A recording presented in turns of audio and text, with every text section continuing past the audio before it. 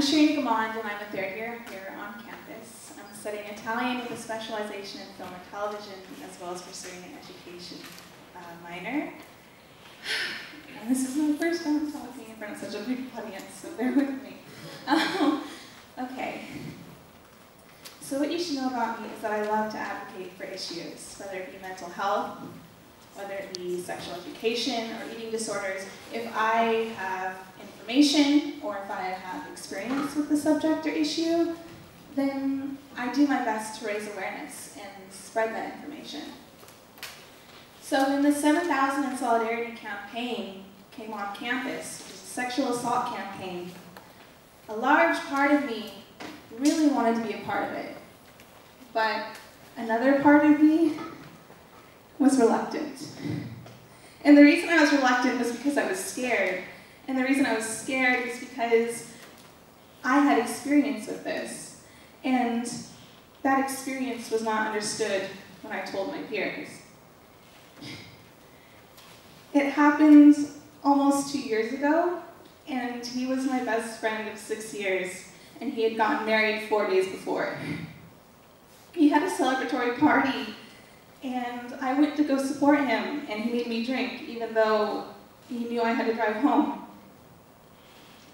Luckily, I found a ride that night, and as I was crawling into bed, I got this phone call, and on the other end of that phone call was a really angry voice asking me where I was and why I left, and telling me that it was going to be at my house in 10 minutes. And so I waited, and I stayed up, and I snuck outside as my family was sleeping and hopped into my friend's truck. And he drove down the street a little and parked and started asking me those same questions of anger as to why I left and why did I have to leave when I could have spent the night, but I had no response. And I'm going to tell you right now that every time I tell this story, I'm always scared because I don't know how you're going to interpret it, and I don't know how you're going to judge me. But soon he started to pursue me, and I remember telling him that this is a bad idea, that this isn't right, that you're drunk, that you're married, but I never clearly said the word no. And as he was trying to forcefully pull my pants down and I was trying to pull them up, I realized this is going to happen. And if this was going to happen, then I at least wanted a condom. And that seemed to be the only thing he heard me say that night, was that I wanted one. And the part of me that regrets this every time is that I sat in that passenger seat as he drove to Chevron a minute away, and I sat as he went inside that store and bought that condom, and I sat as he drove back to that same spot. And that time I let it happen. It took me 2 weeks until I told someone. And I remember him, he was from UCLA, and I told him because he was not affiliated with my assaulter. But I got an angry response towards my assaulter, which was not what I needed at that moment. And it took me 4 months until I could finally tell my family. And I'm really happy I told them, because that was probably the best response I ever got. But then they convinced me to tell the people that I didn't want to tell the most, which were the friends, who were my friends, and friends of my assaulter. But they said that this was best because this would help keep him away from me, because I'd tell them and they'd help me. I chose 2 friends. And I still remember the responses because they said that that's just the way he was and that he always does stupid shit. And that's when I realized that they admired him more than me, and they liked him more than me, and that they didn't want to be hearing this right now. And I've never spoken about it again to anyone from home. And that is why I never reported this. Because I knew I would never get support from my community.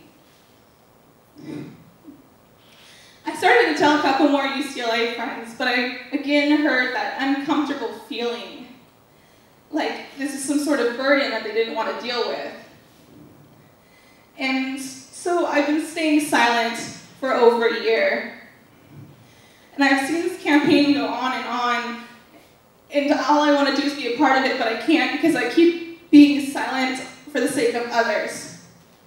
Because I don't want to put them in that uncomfortable position again. And finally, when I heard about this opportunity, I realized I'm done being silent. Because if I don't speak up, who will?